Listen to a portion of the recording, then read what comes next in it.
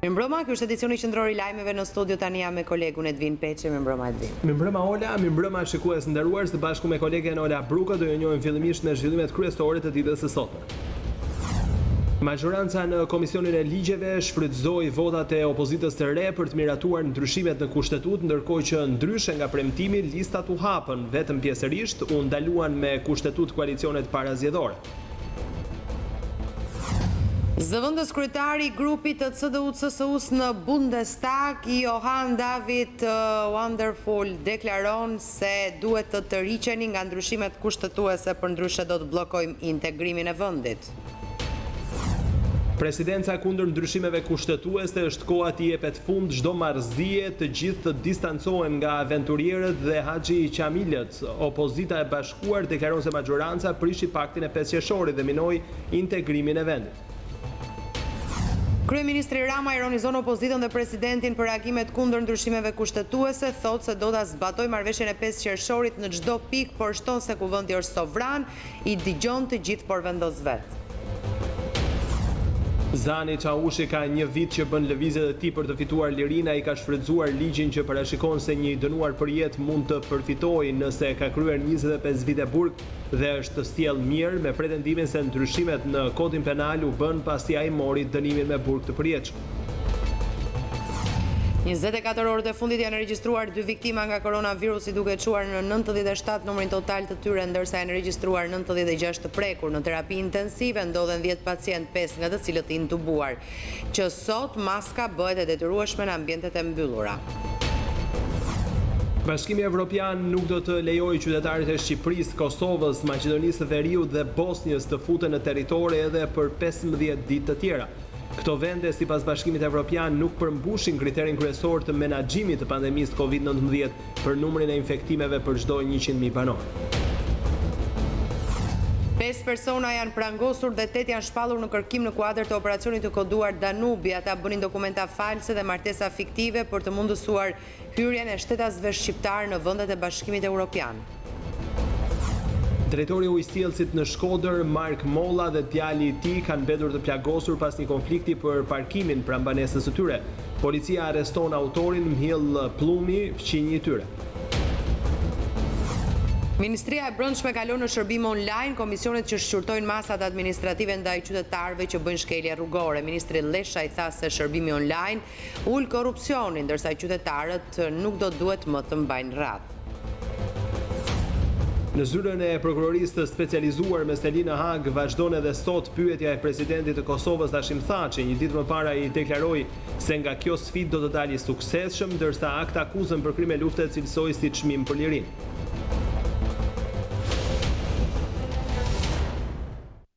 Do të vijojmë tani më gjerësisht. Me votat e socialistëve dhe opozitës parlamentare u miratua në Komisionin e Ligjeve ndryshimet kushtetuese, të cilat eliminojnë mundësinë e daljes në zgjedhje me koalicion parazgjedhor, ndërkaq premtimi për lista të hapura u kufizua në lista pjesërisht të hapura të kandidatëve për deputet. Për votimin final në seancë plenare nevojiten të paktën 94 vota deputetësh. Partia Socialiste bashkë me votat e opozitës parlamentare kanë eliminuar ekzistencën e koalicioneve parazgjedhore. Në mbledhjen e Këshillit të Legjislacionit dhe Komisionit të Ligjeve u miratua ndryshimi kushtetues, sipas të cilit në zgjedhjet parlamentare nuk do të ketë koalicione parazgjedhore. Në amendamentin që mori votat e të gjithë deputetëve saktësohet se kandidatët për deputet paraqiten në nivel zone zgjedhore nga partitë politike ose nga zgjedhësit. Një kandidat mund të paraqitet vetëm për një nga subjektet propozuese. Megjithatë, bie në sy se në ndryshimin e miratuar nuk ekziston fjalia taksative e kërkuar nga opozita parlamentare, që në kushtetutë të theksohet ndalimi i koalicioneve parazgjedhore. Ndërkohë, rregullat për regjistrimin e kandidatëve për deputet përcaktohen në kodin zgjedhor. Në ndryshimet kushtetuese u sanksionua kalimi pjesërisht me listat të hapura të kandidatëve për deputet në zgjedhje. Por është bërë kujdes që listat mos jenë tërësisht të hapura, pasi është saktësuar se ligji për zgjedhjet garanton që votimi parapëlqyes t'i nënshtrohet jo më pak se 2/3 e listës shumë emërore dhe t'i sigurojë përfaqësim gjinor. Gjatë diskutimit në komision, deputetja socialiste Klotilda Bushka ka saktësuar se kalimi me listat të hapura automatikisht ndalon koalicionet parazgjedhore. Listat e hapura në fakt, koalicionet parazgjedhore siç jemi mësuar ti kemi deri më sot, nuk shkojnë dot bashkë, sepse nëse llogarisim me listat hapura, numrin e kandidatëve, nëse do të ketë koalicione parazgjedhore sipas formulave dhe metodave që kemi pas deri më sot, lista do të ishte pambarim dhe do të ishte praktikisht e pamundur për organet e menaxhimit zgjedhor të menaxhonin një sistem të tillë. Ndërkohë që Elkit Hysin arsyetoi se mungesa e koalicioneve parazgjedhore mund t'i çojë partitë drejt një liste të vetë me kandidatësh. Jep mundësinë subjekteve të caktuara partive politike ose subjekte të reja politike, parti politike që mund të krijohen, të cilat mund të organizohen me një listë vetme brenda një logoje, qoftë e re, qoftë ekzistuese. Me propozimet e artuara ishin dakord edhe përfaqësues të opozitës parlamentare. Megjithatë, Myslim Murizi kërkoi garanci për saktësimin e pragut elektoral, gjë e cila do të detajohet në kodin zgjedhor. Duhet të qartësojmë që sot që në kodin zgjedhor pra nuk është nevoja ta sankcionojmë në kushtetutë, po duhet që majorancat të garantojnë nga sot që prag kombëtar do të jetë pragu natyral i çdo qarku.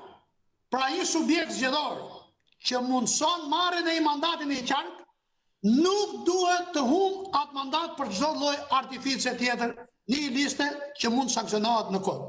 Pas votimit me unanimitet në Këshillin e Legjislacionit të Komisionit të Ligjeve, ndryshimet kushtetuese do kalojnë për votim në seancë plenare, ku për miratimin përfundimtar është domosdoshme vota e të paktën 94 deputetëve.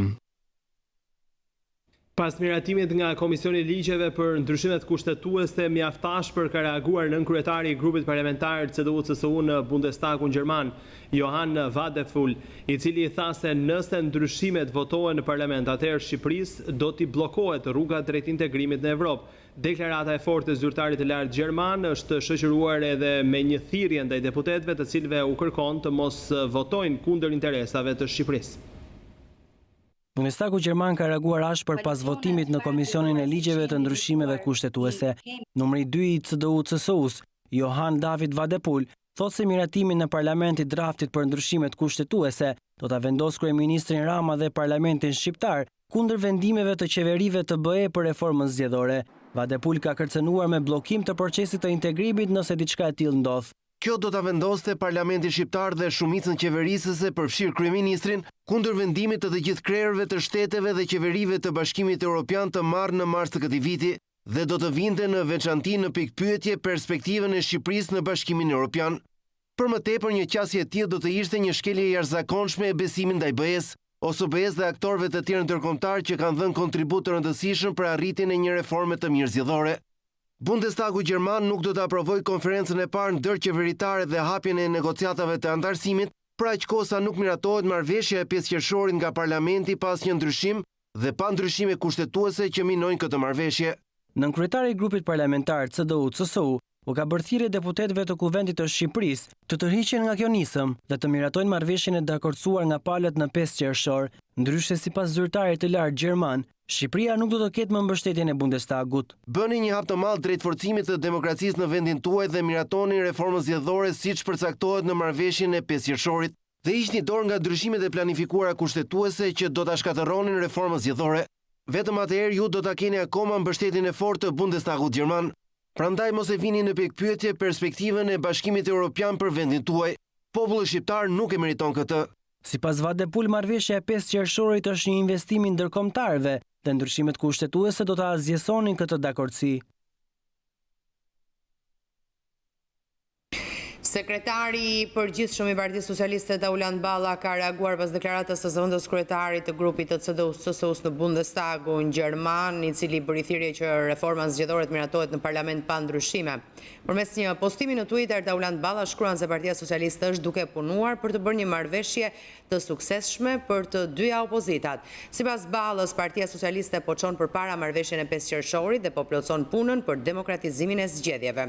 Partia Socialiste është duke punuar shumë për të bërë një marrëveshje të suksesshme për të dyja opozitat. Ne po e çojmë përpara marrëveshjen e 5 qershorit dhe po plotësojmë punën me demokratizimin e mëtejshëm të zgjedhjeve, duke hapur listat në mënyrë që njerëzit të zgjedhin partinë dhe kandidatin. Partia Socialiste meriton përgëzime për këtë, shkruan Balla në Twitter. Miratimi ndryshimeve kushtetuese në Komisionin e Ligjeve për heqjen e koalicioneve zgjedhore dhe lista pjesërisht të hapura ka sjellë edhe reagimin zyrtar të presidencës. Zëdhënësi i presidentit Ilir Meta, Teti Plushi, ka përcjell qëndrimin e kreut të shtetit kur thekson se kuvendi aktual ka vetëm 82 deputet legjitim. Përfshi këtu edhe 3 deputetët të cilët nuk pranuan të dorëhiqeshin pas vendimit të opozitës të bashkuar.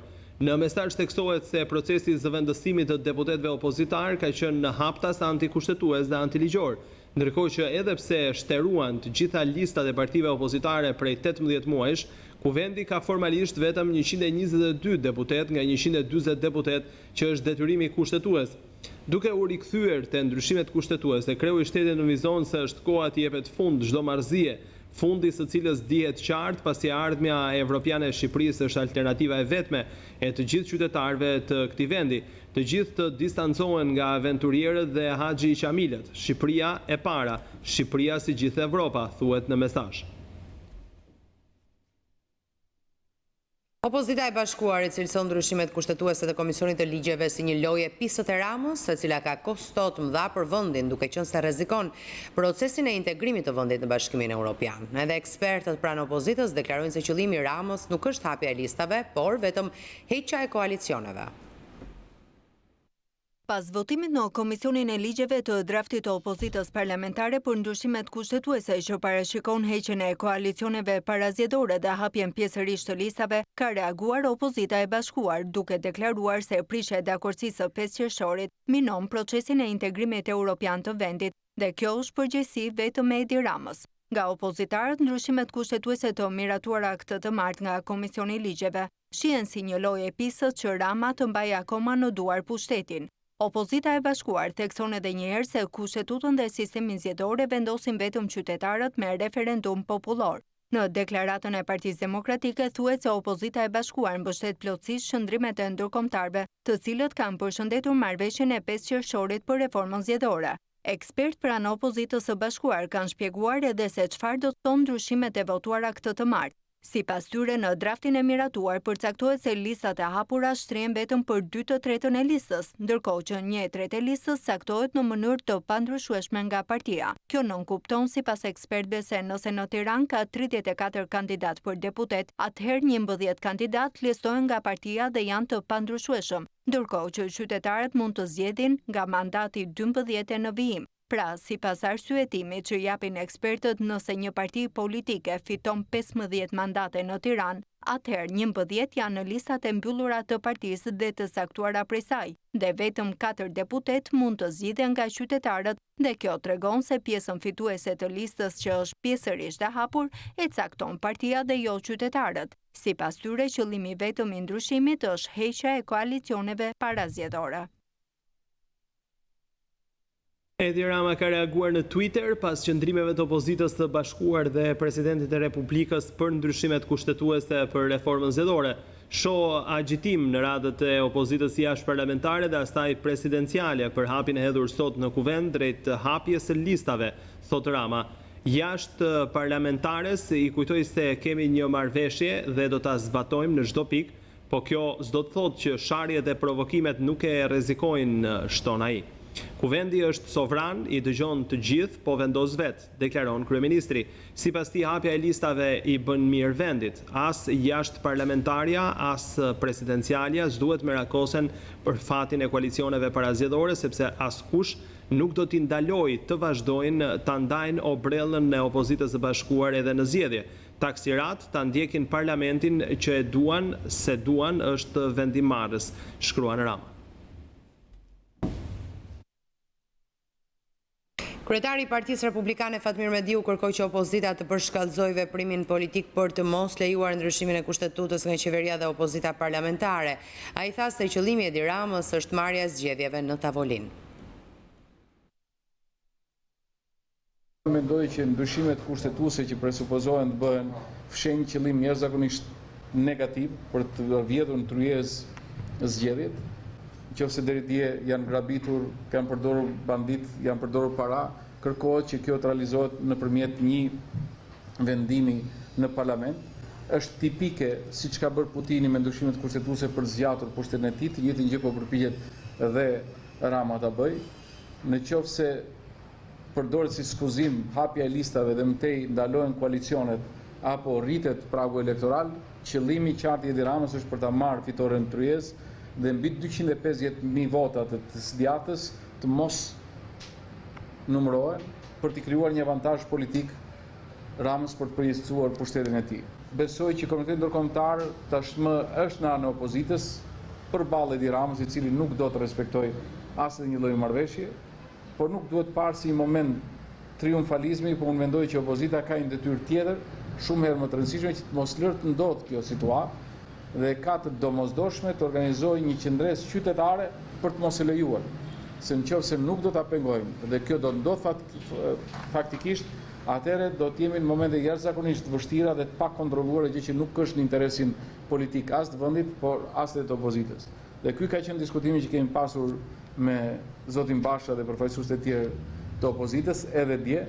Unë mendoj që duhet të ketë një përshkallëzim nga ana e veprimit politik të opozitës, por njëkohësisht duhet kërkuar dhe Presidenti i Republikës që nëse doli për të mbrojtur kushtetutën në një miting popullor, tani ka ardhur fakti dhe koha për të treguar që vërtet sa jemi për kushtetutën dhe mos lejojmë që një parlament i cili është tërësisht antikushtetues, qesharak, të shkatrojë çdo lloj perspektive demokratike të këtij vendi.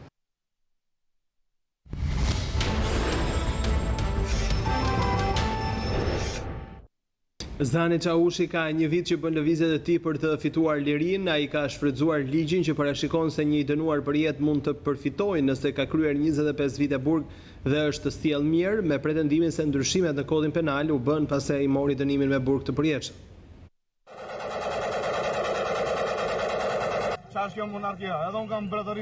I cilësuari si kapobanda e Vlorës, Zani Çaushi i ka nisur herët përpjekjet për të fituar lirinë me kusht, betejë të cilën po e zhvillon në gjykatën e Korçës. Një vit më parë në korrik, gjykata e Korçës pranoi një kërkesë të vlonjatit duke i përllogaritur kohën e qëndrimit në paraburgim. Referuar vendimit rezulton se njeriu i konsideruar si Forti Çoles u arrestuar në shtator të vitit 1997 dhe pas një betejë të ashpër që zhvilloi me gjykatën, mundi të marrë pafajësinë dhe të lirohet në mars 1999. Pas një përplasje me armë, ku la të vrarë 2 persona dhe u plagos edhe vetë, Zani Çaushi u riarrestuar në nëntor 1999 dhe prej asaj kohe qëndron në qelit e burgut, pasi është dënuar me burgim të përjetshëm për krim bandazh të armatosura, vrasje, pengmarrje, plagosje të tjerë. Në gjykatën e Korçës ai ka pretenduar se koha e paraburgimit nuk është llogaritur, fakt i cili është pranuar dhe drejtësia ka vendosur në favor të tij. Të gjitha lëvizjet, si dhe kërkesat për ulje dënimi, Zani Çaushi i ka bërë me qëllimin e vetëm që të mund të arrijë të bëjë kërkesën për liri me kusht. Neni 65 i kodit të mëparshëm penal para ndryshimeve të vitit 2017 parashikon që vetëm në rastet jashtëzakonshme i dënuari me burgim të përjetshëm mund të lirohet me kusht, kur ka vuajtur jo më pak se 25 vjet burg dhe gjatë vuajtjes së dënimit ka patur sjellje shembullore dhe çmohet se i është arritur qëllimi të dënimit për edukimin e tij. Pikërisht këtë nen është duke shfrytzuar ishi Forti Çoles për të dalë në liri. Kjo pasi ndryshimet e fundit në kodin penal nuk e favorizojnë atë. Kodi aktual penal, konkretisht neni 65, kur flitet për lirimin me kusht, parashikon se në rastet jashtëzakonshme mund të lirohet i dënuari me burgim të përjetshëm që ka vuajtur jo më pak se 35 vite burgim. Mirteza Çaushi, referuar vendimeve gjyqësore, është dënuar me formë të prerë me burgim të përjetshëm përpara ashpërsimit të këtij neni në kodin penal. Burime pranë gjykatës së Korçës thanë se në dinamikën e paraqitur nga drejtoria e burgut, ai rezulton se ka kryer më shumë se 25 vite dënim, ka sjellje të mirë në burg, është rehabilituar dhe nëse lirohet do të punësohet për të siguruar të ardhurat për familjen. Të gjitha argumentat ai pritet të ripërsërisë në seancën e 17 korrikut. Ish kapobanda e Vlorës po ndjek të njëjtën strategji dhe po shfrytëzon të njëjtat hapësira ligjore, sikurse ishte dënuar të tjerë të përjetshëm, të cilët kanë fituar lirinë me kusht. Policia e shtetit ka marrë në mbrojtje familjen e 17 vjeçares në Fushkruj, e cila u drogua dhe u abuzua seksualisht nga 6 të rinj. Vajza është trehuar në një qendër në kryeqytet, ndërsa banesa e saj është marrë në ruajtje. Po këto të martë përpara gjykatës kanë dalë 4 të arrestuarit për ngjarjen, 3 prej të cilëve u lanë në burg dhe një i mitur në arrest shtëpie, ndërsa Ameld Mërlika u dorëzua tek policia e Sarandës për të përballur me drejtësinë. Ende në kërkim vjon si Talket Brata, i cili dyshohet edhe për vendosjen e lëndës plasëse në banesën e të miturës. Merr fund ankthi i familjes së 17 vjeçares së abuzuar seksualisht nga 6 persona në Fushkruj. Këtë të martë, policia ka marrë në mbrojtje familjen e sëmiturës dhe ajo së bashku me motrat, vëllain dhe nënën janë zhvendosur në një banesë tjetër. Këtë të martë ka shkuar në 5 numrit të arrestuarve për këtë ngjarje, pasi në Sarandë është vedorëzuar 17 vjeçari Amelt Mërlika. Ndërkohë vijon të jetë ende në kërkim Alket Brata, i cili përveç trafikut të lëndëve narkotike dhe abuzimin me të miturën, dyshohet se mbrëmjen e SHN-s i vendosi një pako me eksploziv banesës së të miturës, e cila fatmirësisht nuk shpërtheu. Në një rrëfim për News 24 e mitura ka treguar se që në moshën 16 vjeçare u bë e varur nga kokaina dhe më pas u shfrytëzua seksualisht nga 6 të rinj. Ngjarja tronditëse u zbulua nga policia pak ditë më parë pasi i kishte vënë në përgjim të rinjt, të cilët dyshoheshin për kultivim dhe trafik lëndësh narkotike. Menjëherë pas zbulimit të ngjarjes, policia arrestoi Arbis Shimën, Eduard Cungun, Fation Lekën dhe Leonard Stafën. Këtë të martë të arrestuari dolën para togave të zeza në Kruj, ku u njohën me masën e sigurisë. Gjykata la në burg pa fat 3 prej të arrestuarve dhe në një masë më të lehtë arrest shtëpie për 17 vjeçarin Leonard Stafa. Drejtori i Ujësjellësit në Shkodër, Mark Molla dhe djali i tij kanë mbetur të plagosur pas një konflikti për parkimin pranë banesës së tyre. Ka qenë fqinji i tyre, Mëhill Plumi, i cili pas konfliktit ka shënë me armë zjarri duke plagosur babë e birë. Një plagosje e 2 fisht ka ndodhur në qytetin e Shkodrës në lagjen Mark Lula. I plagosur ka mbetur shtesasi Mark Molla, drejtori i Ujësjellësit të Shkodrës, dhe djali i tij Kristian Molla. Nga sa mësohet, kjo ngjarje nuk ka lidhje me detyrën e Mark Mollës si drejtor i Ujësjellësit të Shkodrës, por ka ardhur pas një konflikti të çastit për çështje parkingi. Ndërkohë, shtesasi Mark Molla dhe djali i tij ndodhen në spitalin rajonal të Shkodrës jashtë rrezikut për jetën. Nga ana tjetër, policia vendore e Shkodrës ka arrestuar menjëherë autorin e dyshuar shtesasin Mëhill Plumaj, e po ashtu ka sekuestruar edhe armën e krimit tip pistolet me cilën dyshohet se është kryer plagosja e 2 fisht. Ndërkohë, policia vazhdon që të jetë në vendngjarje për të bërë zbardhjen e plotë të kësaj plagosje të ndodhur në Shkodër. Për News 24 nga Shkodra, Senat Nikšići.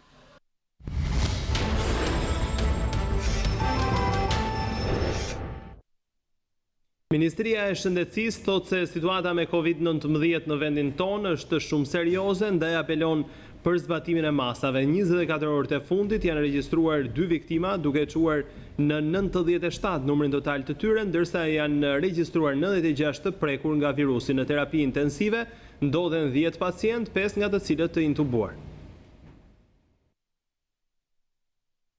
Ministria e Shëndetësisë njoftoi se në 24 orët e fundit nuk e kanë fituar dot betejën me COVID-19 2 qytetar, ndërsa janë shënuar 96 raste të reja. Në 24 orët e fundit, një 64 vjeçare nga Shkodra dhe një 63 vjeçare nga Elbasani kanë humbur jetën si pasojë e Covidit. Janë kryer 451 testime në Institutin e Shëndetit Publik dhe janë konfirmuar 96 raste pozitive me COVID-19.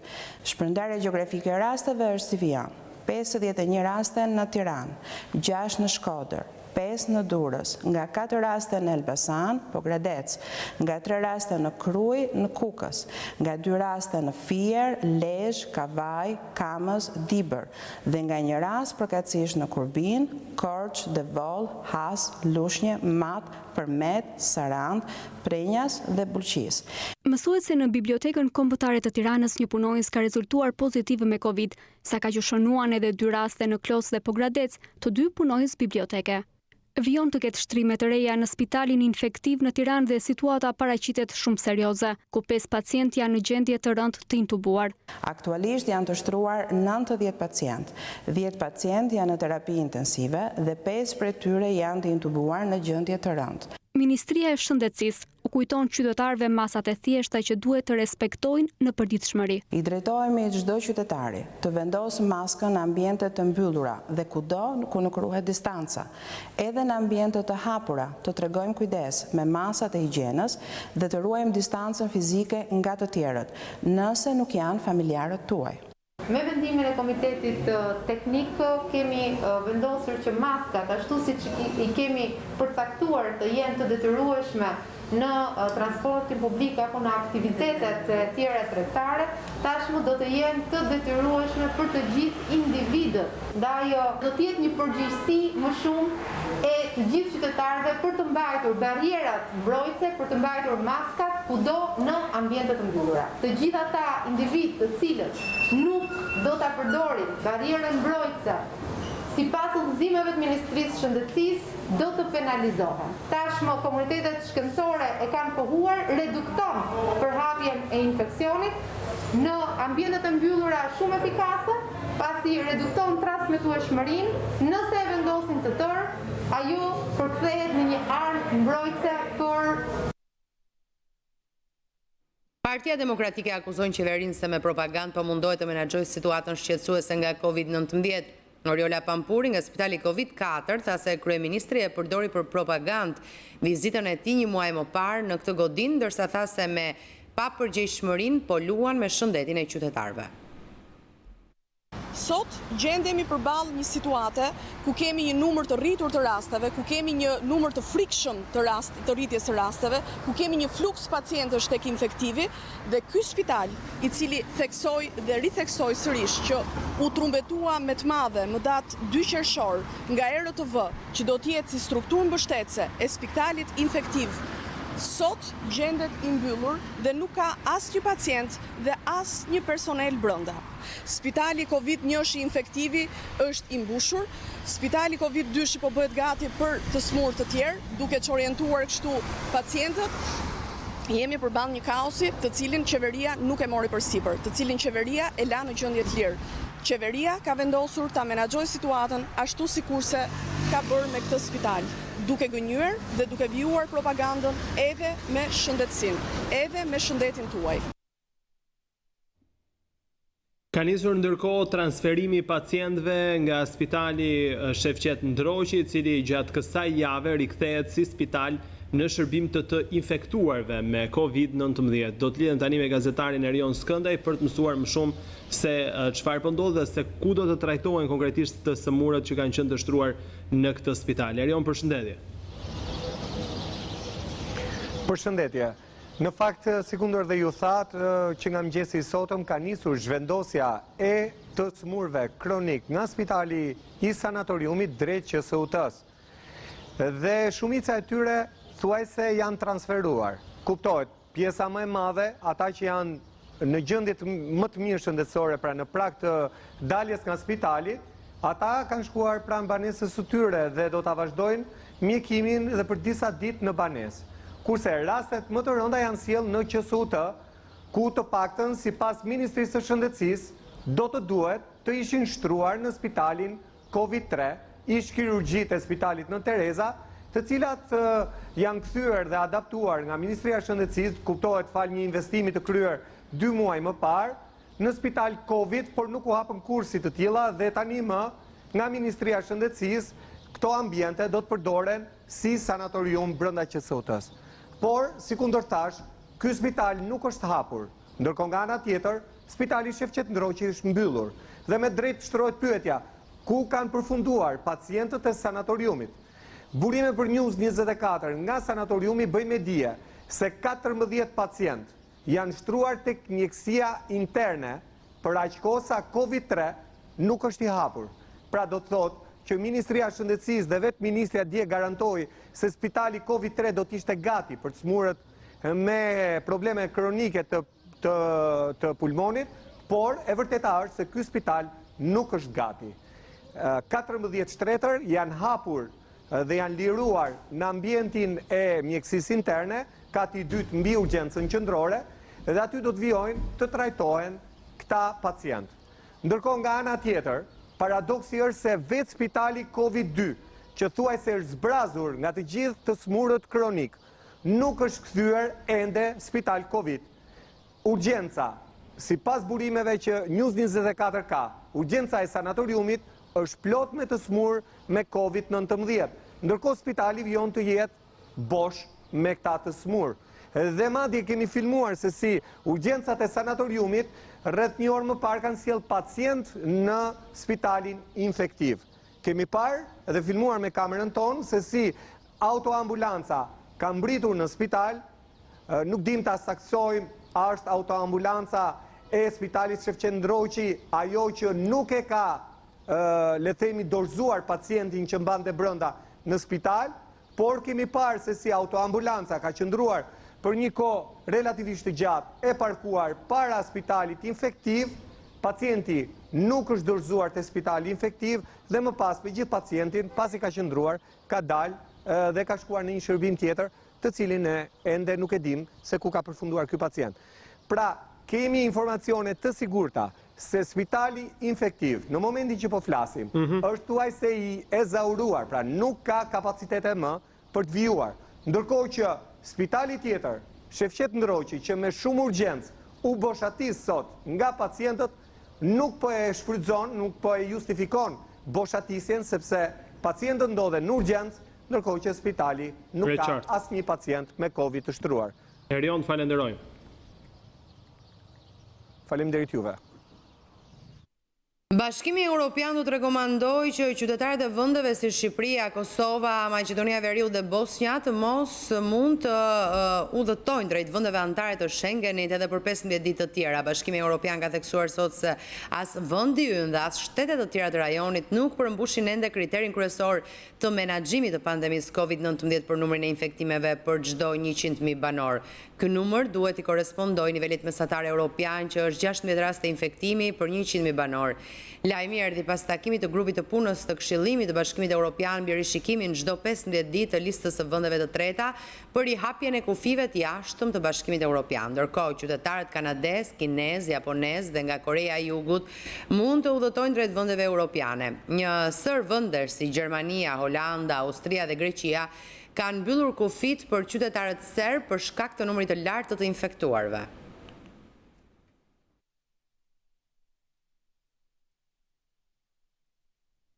Në Francë u miratua rritja e pagave të punonjësve të shëndetësisë në vlerën prej 8 miliardë eurosh pas punës të bërë prej tyre në luftën kundër koronavirusit. Megjithatë, kjo rritje u bë pas protestave të organizuara prej tyre për paga më të mira dhe më shumë fonde për spitalet. Franca miratoi rritjen e pagave në vlerë prej 8 miliardë eurosh për punëtorët e shëndetësisë të cilët janë lavdëruar për rolin e tyre në luftimin e koronavirusit. Marrëveshja u nënshkrua të hënën vonë midis qeverisë dhe sindikatave të punëtorëve pas disa javësh negociata. Në bazë të saj, paga do të rritet mesatarisht me nga 183 euro në muaj. Punëtorët e shëndetësisë në Francë janë përgëzuar gjatë gjithë kohës së pandemisë së koronavirusit me shfaqje të rregullta të vlerësimit të publikut. Megjithatë, ata kanë zhvilluar protesta për të kërkuar rritje pagash dhe fonde më të mira për spitalet. Donc j'ai tenu à faire mon premier déplacement ici dans le beau département de l'Essonne. Ky është një moment historik për sistemin tonë shëndetësor, tha kryeministri i Francës, Jean Castex, pas nënshkrimit të marrëveshjes për rritje pagash. Kjo është para së gjithash mirënjohje për ata që kanë qenë në vijën e parë të frontit kundër pandemisë, shtoi ai. Franca ka regjistruar mbi 200.000 raste me koronavirus, prej tyre mbi 30.000 kanë humbur jetën.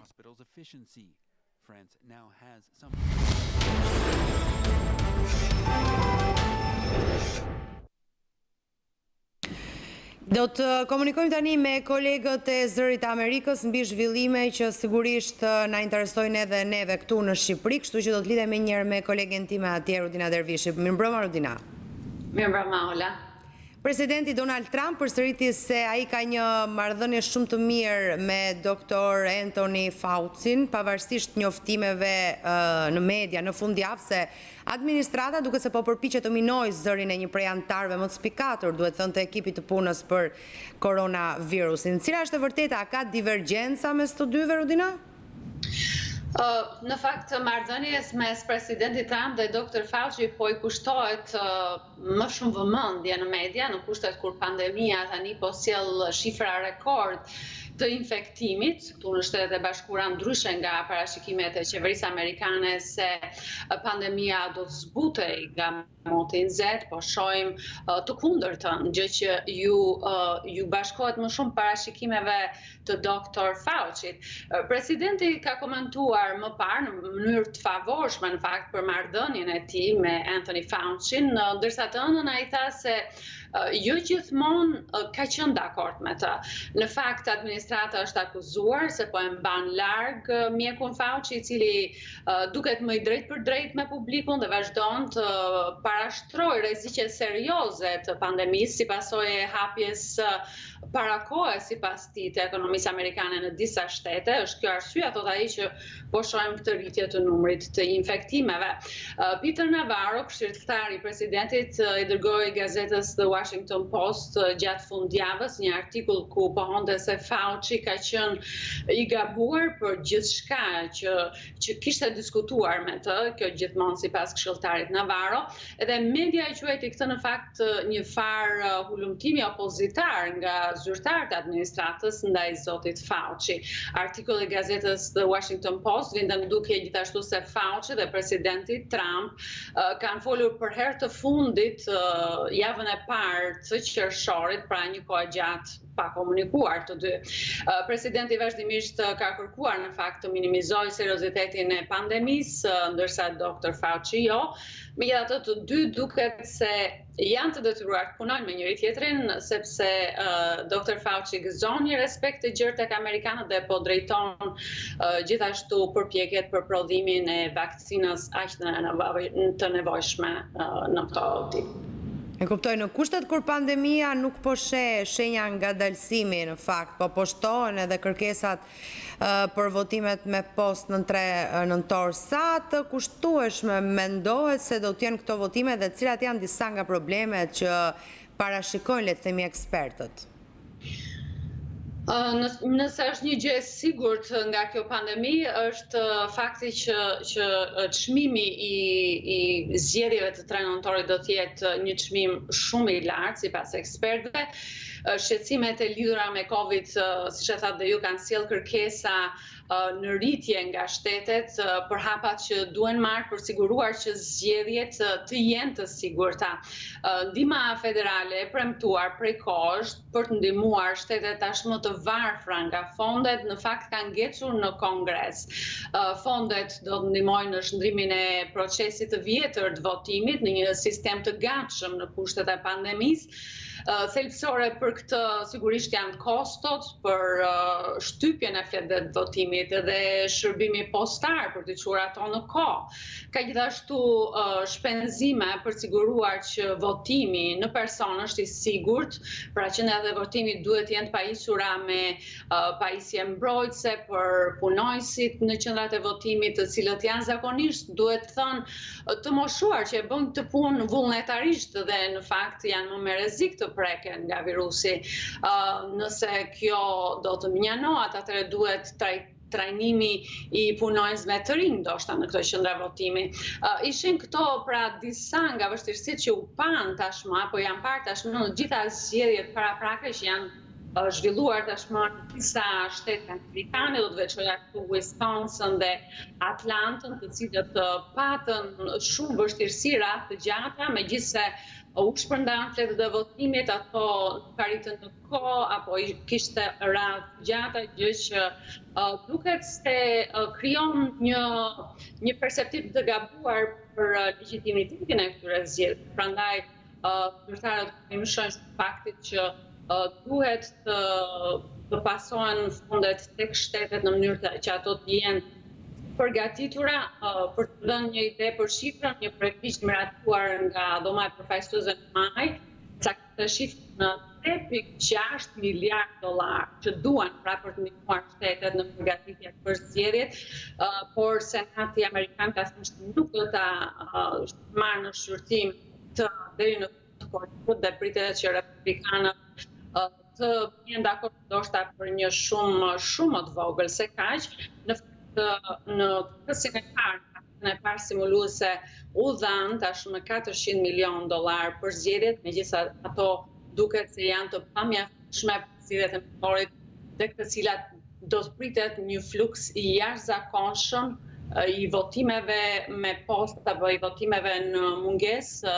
Për të dhënë një ide më të qartë, janë 150 milion amerikanë të regjistruar për të votuar dhe shumica e tyre do të duhet të zgjedhin mes shëndetit edhe të drejtës së votës, kështu që është shumë e rëndësishme, thonë zyrtarët, që secili që dëshiron të votojë të ketë mundësinë për të votuar. Ola. Në qartë, faleminderit Rudina. Punë të mbarë në vim. Faleminderit.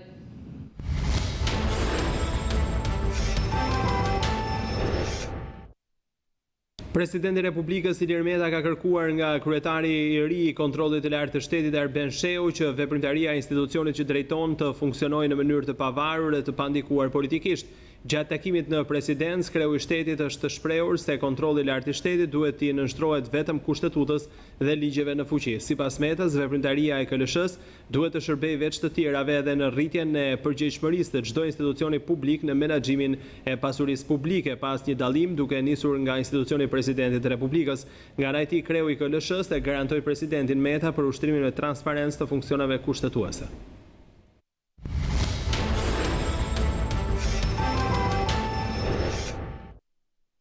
Komisioni Parlamentar për Sigurinë Kombëtare ka rrëzuar këtë të martë dekretin e presidentit i cili ktheu për shqyrtim ndryshimet në ligjin për vettingun në polici, gardë dhe sipas të cilave parashikohet zgjatja e afatit të këtij procesi. Sipas ministrit të Brendshëm Sander Leshaj, kreu i shtetit e konsideron vettingun instrument presioni, por për zëdhënësin e Metës, policia po mbahet peng për fushat. Komisioni i Sigurisë Kombëtare rrëzoi dekretin e presidentit të Republikës që ktheu për shqyrtim ndryshimet në ligjin për vettingun në polici, gradë dhe SHQBA, sipas të cilëve parashikohet zgjatja e afatit të këtij procesi. I pranishëm në Komisionin e Sigurisë, ministri i Brendshëm Sander Leshaj ka shqyrtuar aktin, duke u përgjigjur Metës me kundër argumente, e duke thënë mes të tjerash se kreu i shtetit ka goditur thelbin dhe fyrimin e ligjit, për arsye se ai konsideron vettingun si instrument presioni.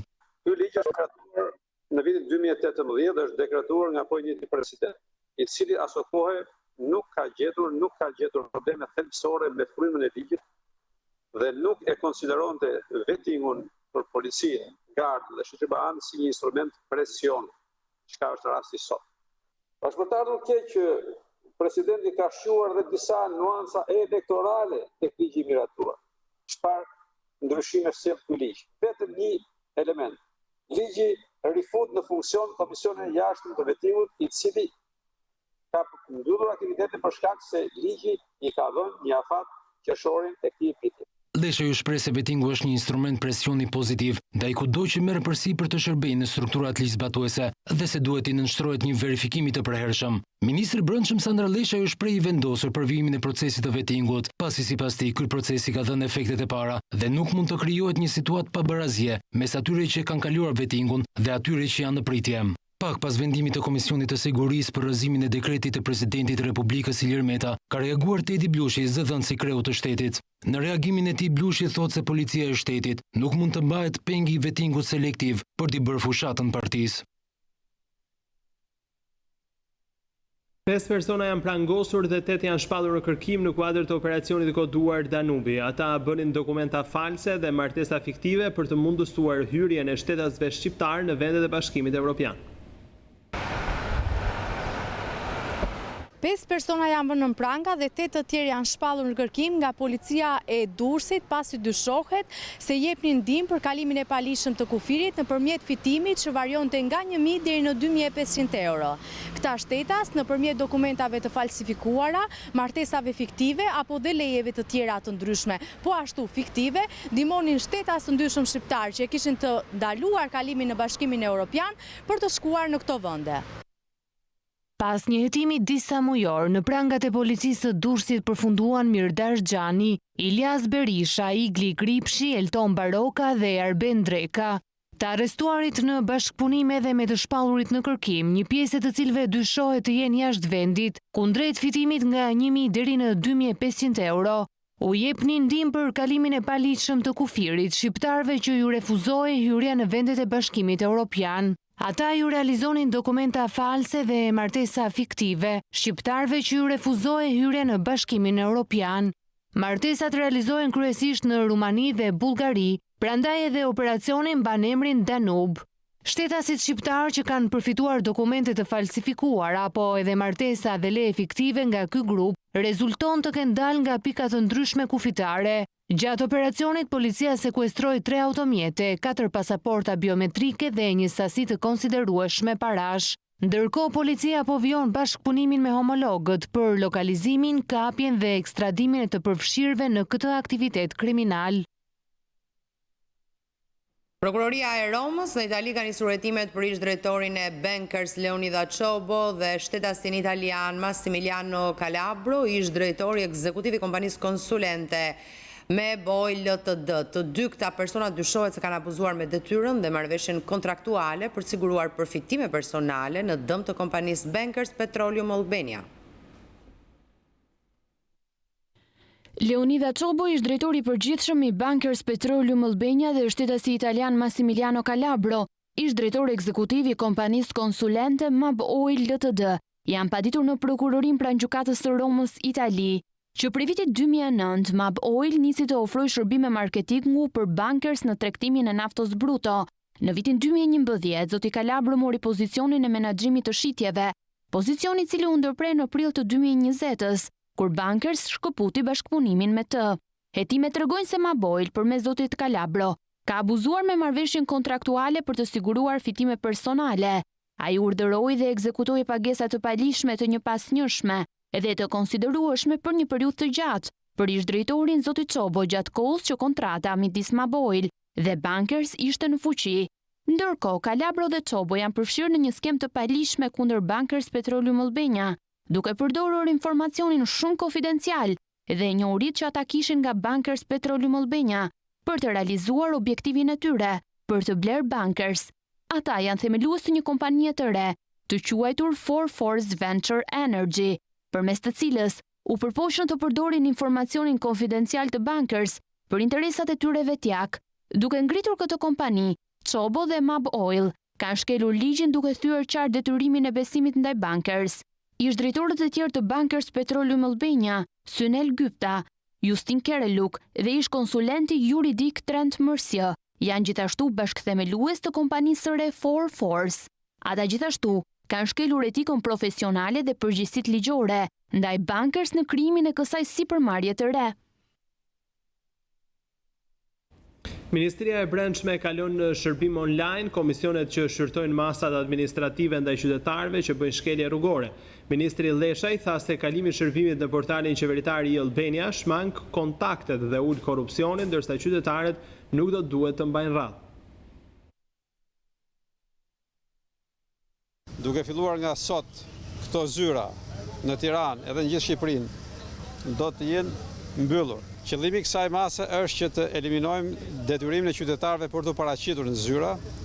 Nga sot qytetarët, ata që kanë bërë shkelje të rregullave të qarkullimit, kanë të drejtën që gjithë dokumentacionin që duhen t'i paraqesin OSH-s, t'ia paraqesin online përmes e-Albania dhe të kursejnë ardhjen dhe pritjen dhe humbjen e kohës pranë këtyre zyrave. Me këtë hap, ne së pari bëjmë një shërbim për qytetarët, së dyti eliminojmë edhe një mundësi kontakti të drejt për drejt qytetarëve me komisionet përkatëse, në mënyrë që të evitojmë të gjitha rrisqet e mundshme që kanë gjasë të zhvillohen në këto situata. Lehtësimi i shërbimeve për qytetarët në të njëjtën kohë është një lloj shtrëngese për ata që shkelin rregullat, për arsye se tashmë mundësia e kontaktit bëhet zero, pra nuk kanë mundësi të negociojnë në thonjza me asnjë lloj komisioni, kështu që kjo thirrje le të vlejë për gjithë qytetarët që të sensibilizohen për të shtuar kujdesin në qarkullim.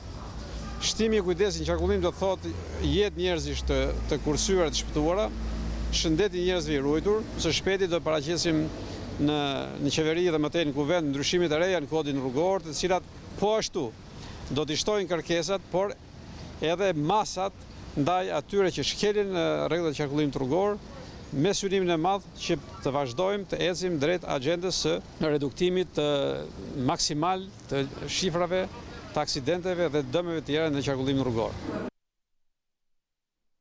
Autoriteti i mbikëqyrjes financiare thotë se janë 136.000 automjete që qarkullojnë pa siguracion në Shqipëri. Për drejtorin ekzekutiv të AMF-s, Ervin Mete, shkaku kryesor për këtë numër të lartë është mbyllja e ekonomisë për shkak të situatës së krijuar nga pandemia. Situata e shkaktuar nga COVID-19 ka sjellë një efekt negativ në tregun e sigurimeve. Gjatë raportimit në Komisionin e Ekonomisë, kreu i Autoritetit Mbikëqyrjes Financiare Ervin Mete tha se numri i makinave të pasiguruara në qarkullim ka arritur në 136.000, shifër e cila përbën 22% të totalit të këtij tregu. Për zgjidhjen e kësaj situate AMF kërkon bashkëpunimin e policisë së shtetit. Një nga problemet që solli pandemia në tregun e sigurimeve që është agravuar si problem, është rritja e numrit të mjeteve të pasiguruara në qarkullim. Me një përllogaritje të fundit na rezulton që afro 22% e mjeteve në qarkullim janë të pasiguruara. Kjo kthehet në një dhe quaja risk sistemik, sepse kostot e krijuara nga fondi për mjetet e pasiguruara transferohen pastaj tek mbajtësit e rregullt të policave. I kemi kërkuar Ministrisë Brendshme një bashkëpunim, pra kemi pasur shkëmbime që të shkojmë drejt një plan veprimi të përbashkët për të adresuar çështjen e mjeteve të. Por një tjetër shqetësim i ngritur nga kreu i AMF-s në tregun e sigurimeve është edhe nevoja për rritjen e sigurimit të banesave. Në Shqipëri janë të siguruara vetëm 2.5% e banesave nga fatkeqësitë natyrore. Nga ngjarjet e tërmetit u shfaq nevoja për një zgjerim të mbulimit të sigurimit provës, duke qenë se vetëm afro 2.5% e banesave kanë një mbulim të tillë. Referuar tërmeteve të shtatorit dhe nëntorit, dëmi në total arrin në rreth 4 miliard lek, ku sipas të dhënave nga autoriteti i mbikëqyrjes financiare, për tërmetin e parë pagesat janë bërë në masën 88%, ndërsa për tërmetin e 26 nëntorit, dëm shpërblimet arrin në 60%.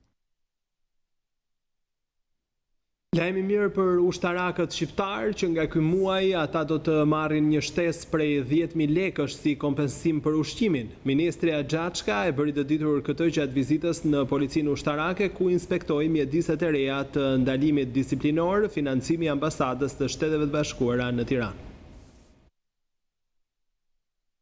Duke nisur nga muaji i korrik, mijëra ushtarak shqiptar do të kenë çdo muaj në pagën e tyre një shtesë prej 10.000 lekësh si kompensim për ushqimin. Lajmin e dha Ministra e Mbrojtjes Olta Xhaçka gjatë takimit me efektivët e kontingjentit të policisë ushtarake, të cilët nisen për në Afganistan, ku do të shërbejnë në misionin e NATO-s. E kam fjalën për kompensimin ushqimor për çdo efektiv forcave të armatosura, pasi nga sot, pra duke filluar me pagën e korrikut, çdo efektiv i forcave të armatosura do t'i derdhet në pagesën e tij apo të saj mujore një shtesë prej rreth 100.000 lekësh të vjetra për ushqimin. Unë besoj që miratimi i kësaj shtesë në pagat mujore të ushtarakëve nuk është thjesht një zhvillim me një impakt konsiderueshëm pozitiv në buxhetet familjare të ushtarakëve, por është edhe një shenjë vlerësimi për punën tuaj të jashtëzakonshme. Gjatë vizitës së saj në policinë ushtarake, Ministri Axhaçka inspektoi mjediset e reja të ndalimit disiplinor, financimi i ambasadës së Shteteve të Bashkuara të Amerikës në Tiranë. Bashkëpunimi dhe mbështetja nga aleatët, veçanërisht nga aleatët tanë amerikanë, sidomos gjatë 2 viteve të fundit, ka qenë e jashtëzakonshme. Falë kësaj mbështetjeje, ne ja kemi dalë të përforcojmë çdo element të forcave tona të armatosura, e sigurisht nuk mund mos përmend bazën e Kuçovës, që nuk është thjesht një investim i jashtëzakonshëm në termë infrastrukture, logjistike apo kapacitetesh ajrore, por edhe një afirmim i rëndësish strategjike të Shqipërisë për Aleancën.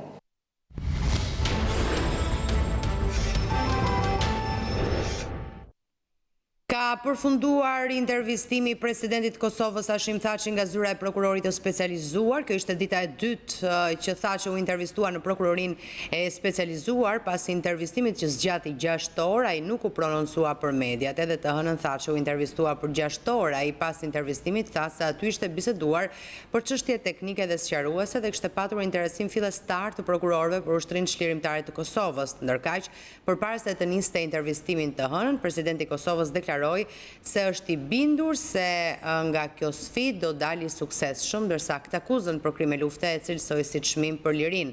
Më 24 qershor zyra e prokurorit të specializuar ka njoftuar se më 24 prill ka paraqitur një akt akuzë për krime lufte dhe krime kundër njerëzimit kundër presidentit Thaçi, kryetarit të Partisë Demokratike të Kosovës Kadri Veseli dhe disa të tjerëve, emrat e të cilëve nuk janë bërë publik.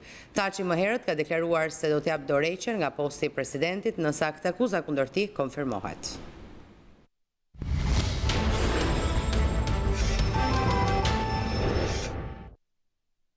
Profesor Petrit Bara është penguar të konkurojë për rektor të Universitetit të Mjekësisë nga Komisioni Institucional Zgjedhor pranë këtij universiteti. Profesor Bara thotë se rektori aktual ka frikë nga gara dhe se e do fitoren në tavolinë, teksa thotë se ai plotson çdo kërkesë për të qenë kandidat në zgjedhjet për kreun e Universitetit Mjekësor.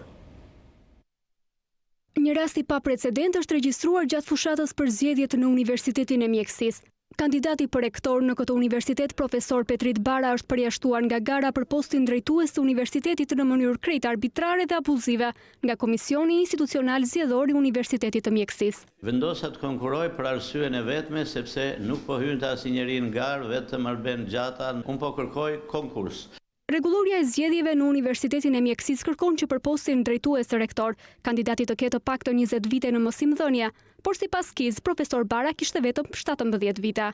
Nga ana e tij, Bara thotë se në dokumentacionin e dorëzuar në KIZ përshkruhej CV-ja e tij, ku së bashku me 3 vitet e punës pranë Universitetit të Tetovës, i bëheshin 20 vite mësimdhënie. Pedagog kisha 17 vjet me shkresë të Fakultetit të Mjekësisë dhe 3 vjeçi nuk po gjendesh edhe administrata s'po ma gjende para se të konkuroja. Rektori i Universitetit të Tetovës, Vullnet Ahmeti, zyrtarisht pohon në këtë shkresë nga viti 2000 deri në vitin 2003. Profesor Bara ishte pedagog i Fakultetit të Shkencave të Mjekësisë, krijuar në vitin 1998, ndërsa dekani Kastriot Haxhirexha e mohon në një email të dërguar në drejtim të KIZ-it, duke thënë se Universiteti i Tetovës funksiononte në atë kohë në mënyrë ilegale. E si rrjedhoi nuk mund të konfirmohet asnjë dhënë që i përket asaj kohe.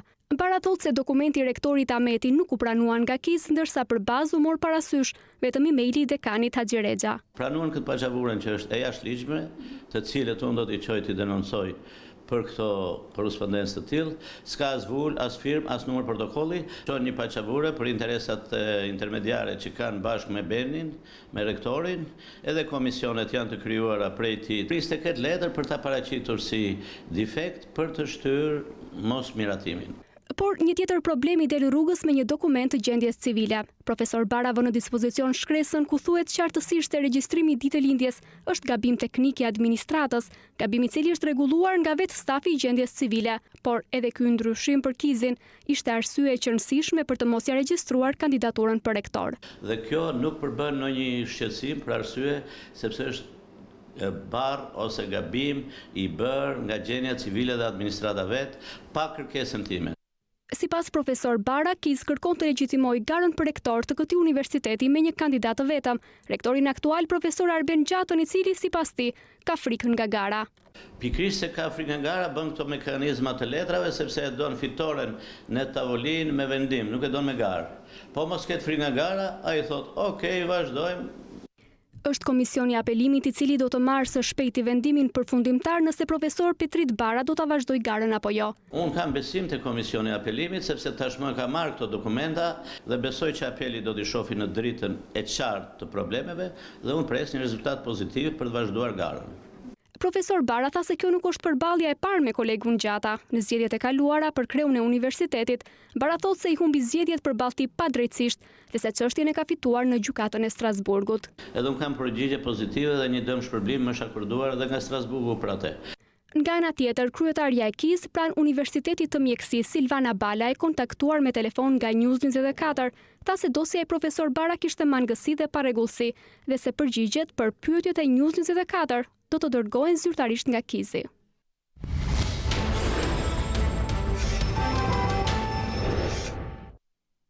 Një ekspozit për librat e ndaluar në komunizëm e çelur në shkurt në Bibliotekën Kombëtare është rihapur në ambientet e jashtme të irsëlisë së përgjimeve. Librat fizik mungojnë, por një histori censure rikthen vëmendjen tek e shkuara.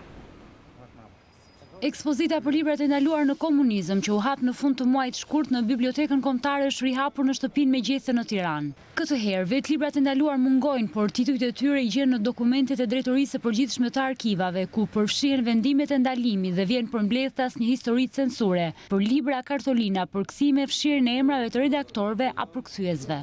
Fatkeqësisht na u desh ta zhvillonim këtu në këto ambiente të hapura për shkak të situatës së koronavirusit. por shpresoj që së shpejti pse jo dhe librat vetë fizikisht të mund të kthehen brenda në një nga sallat aty ku flitet për historinë e shumë njerëzve që ju mohuaj drejta për të qenë njerëz të fjalës edhe të dijes.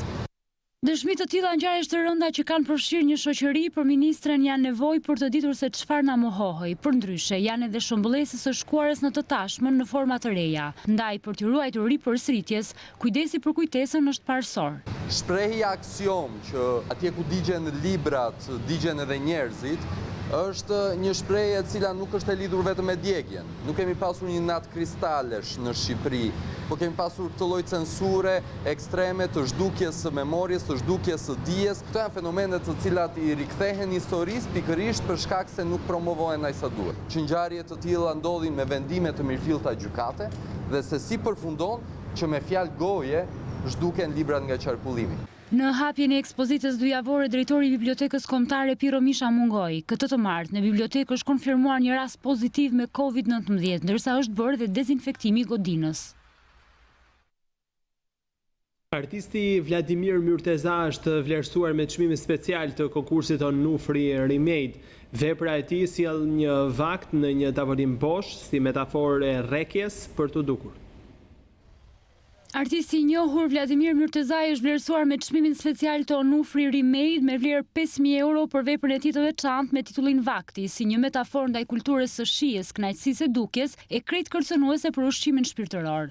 Sot prezantohet me një nga veprat e tij më të mirë në Onufri Remade, që quhet Vakti, pra është një darkë ku në vend të supës ishte një bim me rrënjët e saj. Pra kjo ishte një metaforë shumë interesante të marrëdhënies që ne duhet kemi me natyrën. 25 artistë kanë realizuar 19 projekte për Onufrin në ekzil, konkursin disa vjeçar të Galerisë së Arteve që u mbyll nga shteti për t'u hapur nga artistë të lirë. Në fillim u nisi le të themi një shkak pasoj, një lloj akt revolte, po më pas gjërat u thelluan më shumë. Edhe konceptualisht ky Onufri i ri i heq ato dyshimet që nëse ka diçka që nuk shkon nuk mund të përmirësohet, po duhet hedhur. Unë mendoj që Galerinë Kombëtare të Arteve pandemia e ka kapur më përpara se sa vetë pandemia, domethënë ka një mos ekzistencë, domethënë të aktivitetit të saj jo vetëm direkt, po edhe indirekt.